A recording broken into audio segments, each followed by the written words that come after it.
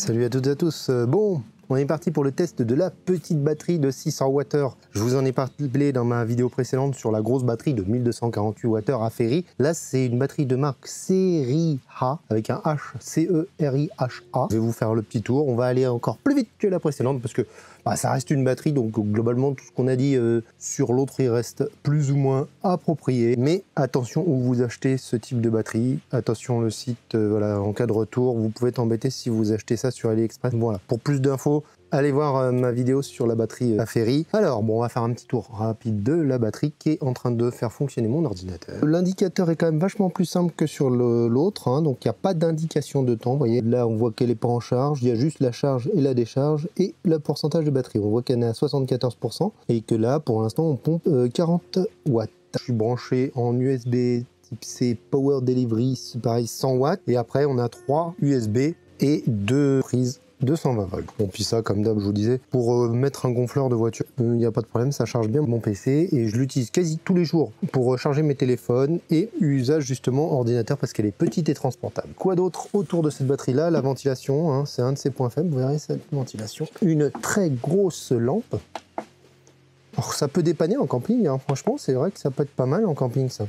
Et de l'autre côté, rien, encore ventilation, c'est tout. En dessous, quoi de spécial en dessous? Est-ce qu'il y a des choses de spécial cachées en dessous? Ah bah attendez, s'il y a des informations. Alors, portable power station, donc 622 Wh, 21,6 volts, ça c'est plutôt bien, parce que c'est parfait pour les ordinateurs, justement. L'idéal pour les ordinateurs, c'est d'éviter le 220 volts, parce que ça fait une conversion en plus, ce que je vous disais l'autre jour. Vous avez un onduleur qui transforme en 220, et ensuite il faut retransformer en 20 volts. Donc, alors que là on a directement du 20 volts, donc moins de pertes.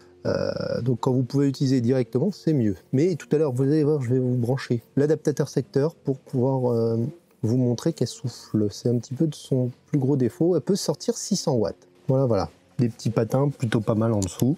On va aller faire les plus et les moins directement. Au niveau qualitatif, je la trouve vraiment pas mal. La petite couleur, je la trouve sympa. Je suis très content en rapport qualité-prix, vraiment absolument rien à dire dessus. On va faire tout de suite les plus et les moins. Après une petite démonstration, le plus gros plus, le prix. Hein. Franchement, moi je l'ai payé 200 €. Comme je vous disais, une batterie de 622 Wh comme ça en théorie, ça devrait être à peu près dans les 622 € à peu près.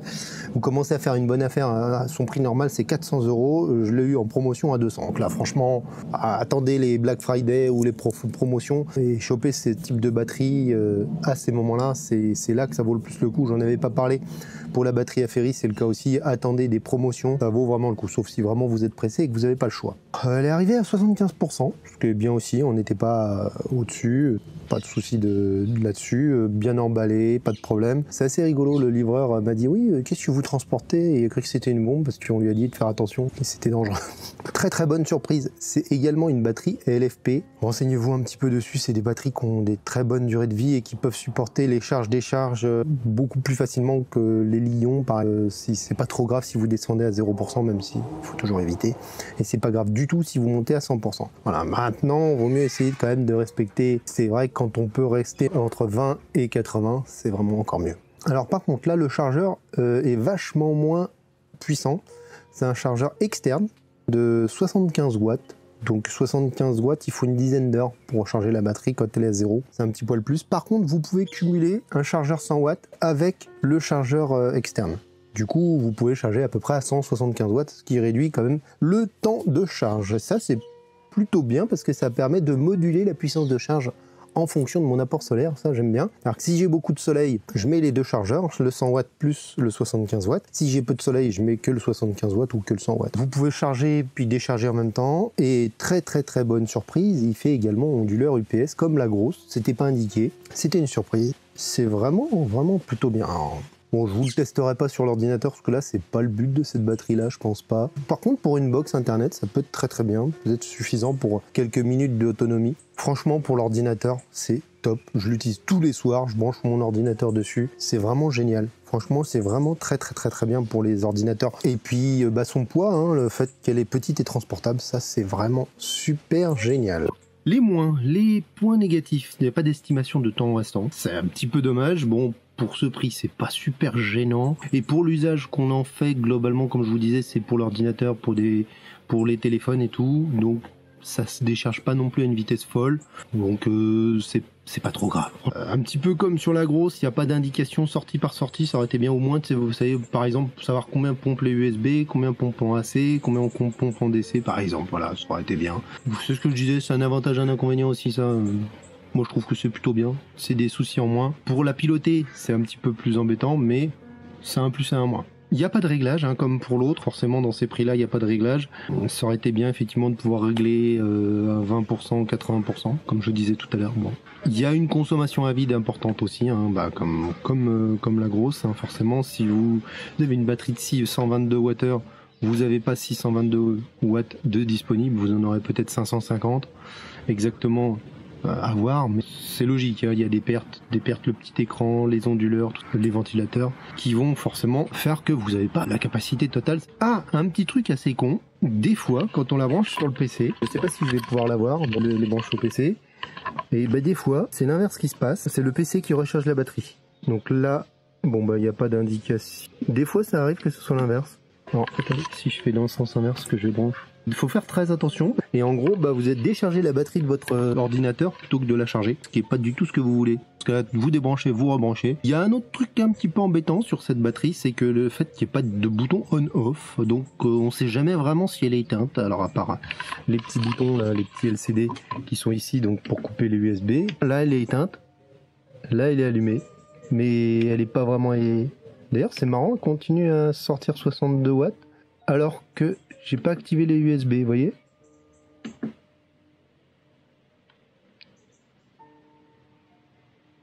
Ah c'est marrant, il y a encore une sortie.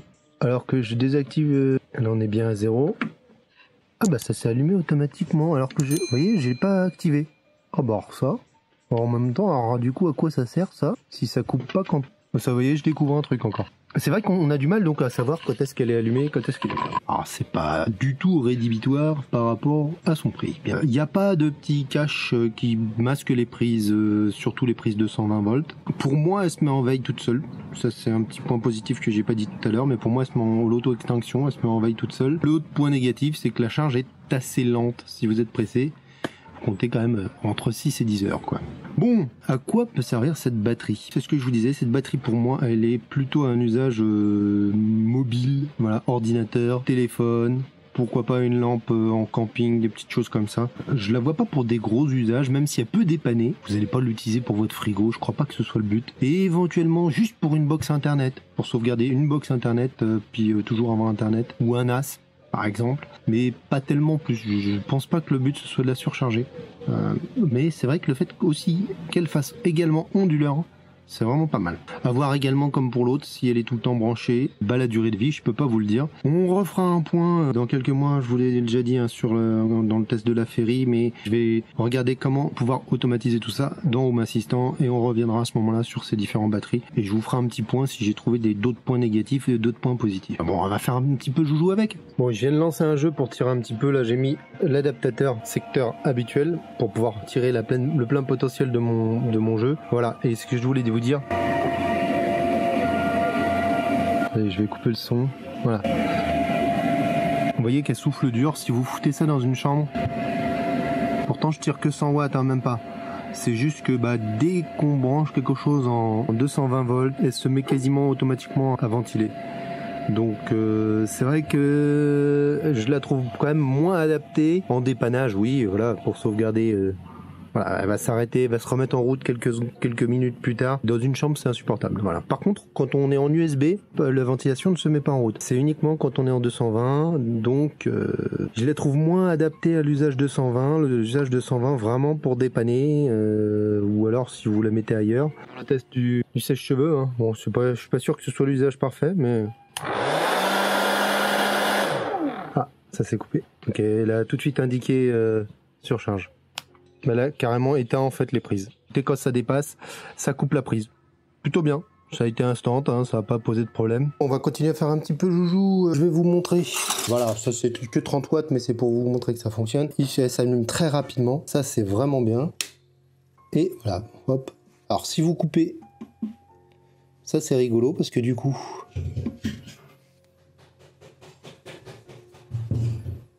Voilà, ça fonctionne nickel. Et là, si jamais je mets en route la charge, donc là, le chargeur, voilà, je vous l'avais pas montré le chargeur, voilà, qui est branché ici. Si je mets en route la charge et qu'elle est éteinte, je mets en route la charge, tac, elle s'allume toute seule et elle se met en charge. Vous voyez que c'est parti pour la charge. Évidemment, on peut utiliser la charge et la sortie en même temps. Donc là, vous voyez que, je vais rééteindre, on est à peu près dans les 80, 75, 80 watts. 90 watts.